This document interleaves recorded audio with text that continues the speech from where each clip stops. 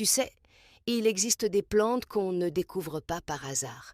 Des plantes que les anciens appelaient des arbres de survie. Le moringa en fait partie. Et pourtant, beaucoup ne le connaissent toujours pas. On l'appelle aussi l'arbre de vie. Il pousse depuis des siècles en Afrique, en Inde, en Asie, dans les régions chaudes où la terre est pauvre et où les hommes avaient des besoins de force. Ce n'est pas une plante miracle.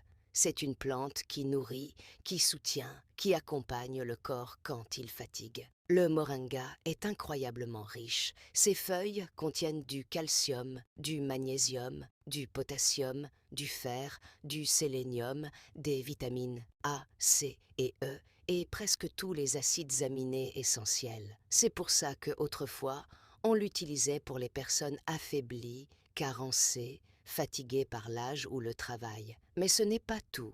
Il contient aussi des composés protecteurs, flavonoïdes, polyphénols, alcaloïdes. Ces substances aident le corps à se défendre contre l'inflammation, le stress oxydatif et participent à la prévention des maladies chroniques quand il est consommé régulièrement, sans excès. Le moringa aime la chaleur. Il pousse très bien dans les climats tropicaux et subtropicaux, mais on peut aussi le cultiver chez soi, en pot, dans une véranda ou un endroit bien ensoleillé. Il a besoin de lumière, de chaleur et d'un sol bien drainé. C'est un arbre généreux, mais il n'aime pas le froid. Pour le consommer, on fait simple.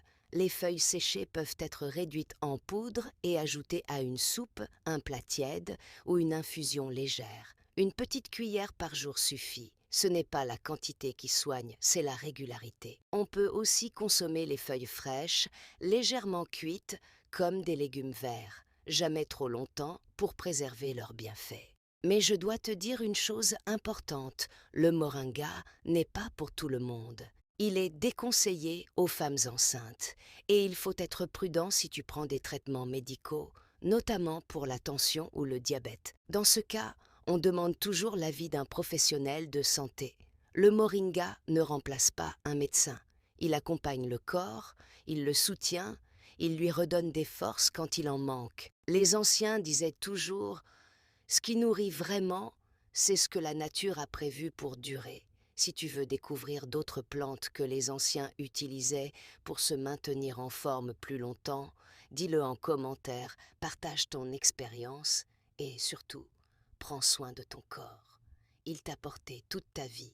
Abonne-toi pour d'autres conseils de transmission naturelle.